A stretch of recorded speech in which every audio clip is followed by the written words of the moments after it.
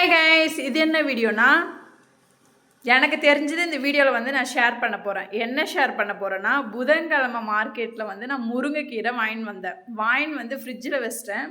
சரி, நாளைக்கு வெள்ளிக்கிழமை முருங்கைக்கீரை சாம்பார் வைக்கலாம் அப்படின்னு சொல்லிட்டு நான் முருங்கைக்கீரை வந்து நான் எப்போவுமே இப்படி தான் பண்ணுவேன். ஃப்ரிட்ஜில் எடுத்து வச்சுடுவேன். பாருங்கள் எவ்வளோ சூப்பராக வருதுன்னு. நீங்களும் கண்டிப்பாக இதை ட்ரை பண்ணி பாருங்கள். க்ளீன் பண்ணுறது ரொம்ப ரொம்ப ஈஸி. ஓகேவா? நான் இப்போ பேக் கேமராவில் போட்டு காட்டுறேன், நீங்கள் பாருங்கள். இப்போ இது பாருங்கள், நான் க்ளீன் பண்ணுறதுக்கு எடுத்தேன். இப்படி லைட்டாக இப்படி பண்ணாவே வந்து கொட்டிடுது எல்லாமே.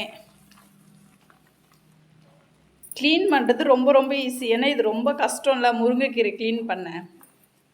இது கட்டில் இருக்குது, நான் இப்படியே ஃபுல்லாக ஒதுரிக்கிட்டு இருக்கேன். அதுக்கப்புறம் நம்ம இது மாதிரி பண்ணதுக்கப்புறம் இந்த மாதிரி சின்ன சின்னது வந்து இந்த மாதிரி ஒரு ஒரு இலை வந்து இப்படி ஊந்துருக்கும். அது லைட்டாக இப்படி பண்ணாவே வந்து வந்துடுது.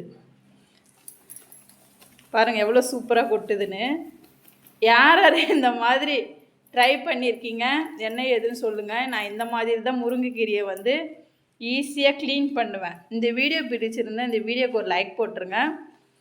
பாதி க்ளீன் பண்ணிட்டேன், தெரியுதா? பாதி க்ளீன் பண்ணிவிட்டேன், இன்னும் கொஞ்சம் தான் இருக்குது. இன்னும் கொஞ்சம் நேரம் அப்படியே ஒதுரிக்கிட்டே இருந்தால் எல்லாமே வந்துடும். அதுக்கப்புறமா சின்ன சின்னதாக இந்த காம்புலாம் இருக்கும்ல, அது லைட்டாக இது பண்ணவே வந்து வந்துடும்.